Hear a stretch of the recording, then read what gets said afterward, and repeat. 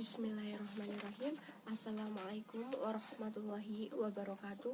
Kembali lagi dengan saya Widya Anissa Nur Azizah, NIM 171163114, kelas D, semester 6. Video kali ini tentang tugas mata kuliah saya, yaitu PTK atau penelitian tindakan kelas, yang diampu oleh beliau Bapak Haji Agus Salim Hamidi MPD. Di sini saya akan membahas tentang menulis proposal skripsi model PTK.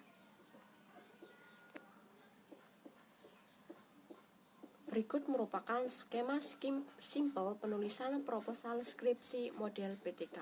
Yang pertama itu judul skripsi, yang kedua kerangka teori, yang ketiga rumusan masalah, yang keempat tujuan, yang kelima metode dan riset, dan yang terakhir itu lain-lain.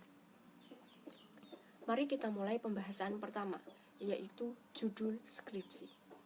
Misal kita ambil tentang upaya peningkatan prestasi belajar PAI materi sholat dengan metode video edukasi pada siswa kelas 1 SDN Pagedangan tahun ajaran 2019-2020. Dan kita ketahui bahwa ciri khas PTK itu bersifat aksi atau tindakan dengan model siklus. Kemudian ada hal yang diperbaiki atau ditingkatkan dengan cara atau metode atau strategi yang dipakai. Dan yang terakhir itu ada langkah POWER, yaitu planning, acting, observing, dan reflecting pada tiap siklus. Nah, kita lihat di slide PPT ada kata yang digaris bawahi, yaitu upaya, yaitu peningkatan. Nah, peningkatan di sini diambil dari masalah. Masalahnya itu berupa prestasi belajar karena menurun. Makanya ada upaya peningkatan. Kemudian dengan metode dan pada itu merupakan solusi. Solusi bagaimana cara meningkatkan prestasi belajar.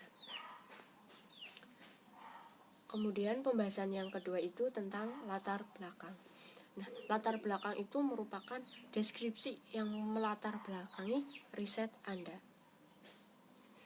Nah, bisa kita ambil bahwa judul pada pembahasan pertama itu, maka latar belakangnya itu meliputi guru dalam menyampaikan pembelajaran pendidikan agama Islam materi tentang sholat di kelas 1 SDN Pagedangan Kabupaten Kebumen selama ini masih kurang efektif.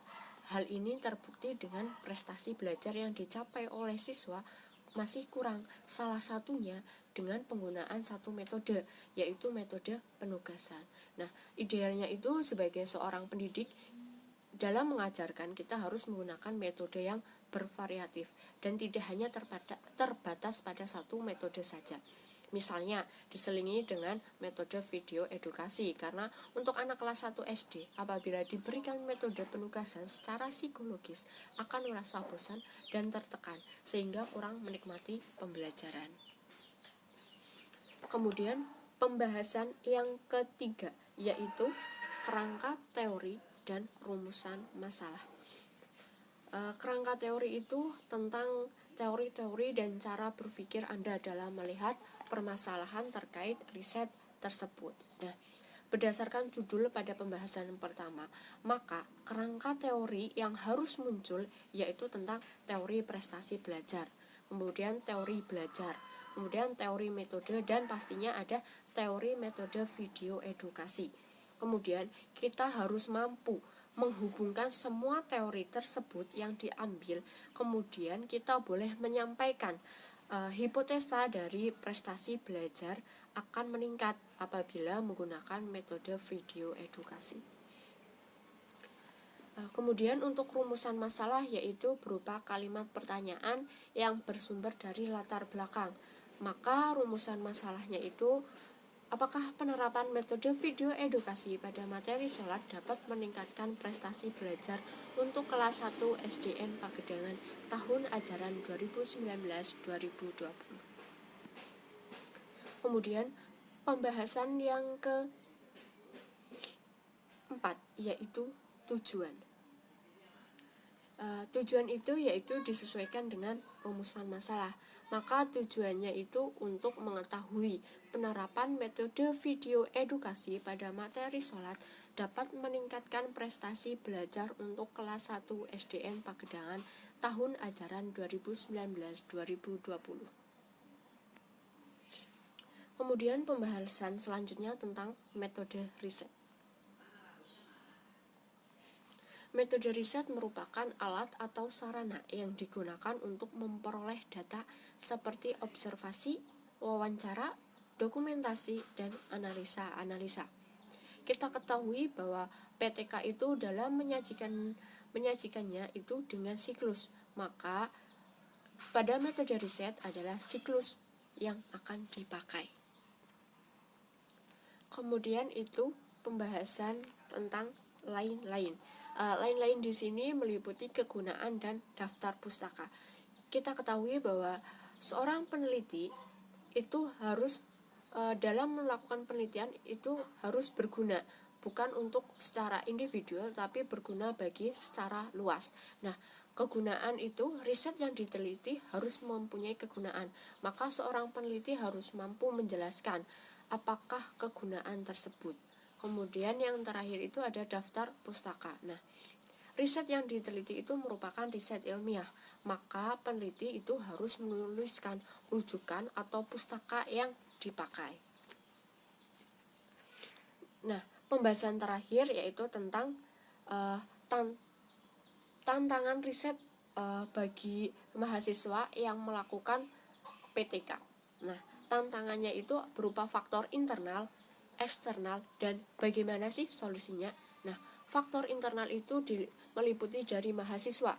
Contohnya yaitu karena mahasiswa sendiri itu merasa minder, kemudian gugup, grogi, dan sehingga kurang lancar dalam menyampaikan komunikasi. Kemudian ada faktor eksternal yang diliputi dari guru kelas atau mapel. Nah, biasanya itu faktor eksternalnya itu berupa guru itu merasa terganggu ketika mahasiswa melakukan sebuah penelitian, atau guru mapel tersebut merasa lebih berpengalaman sehingga lebih senior dari mahasiswa sehingga terkesan menyepelekan.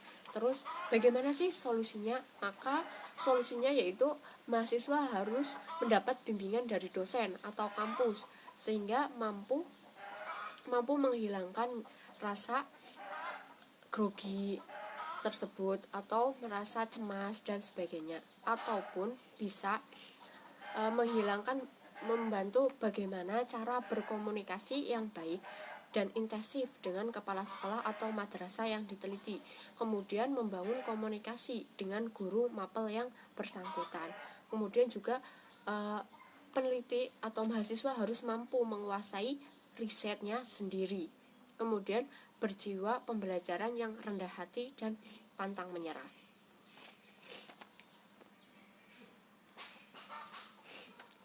Nah, alhamdulillah pembahasan telah selesai.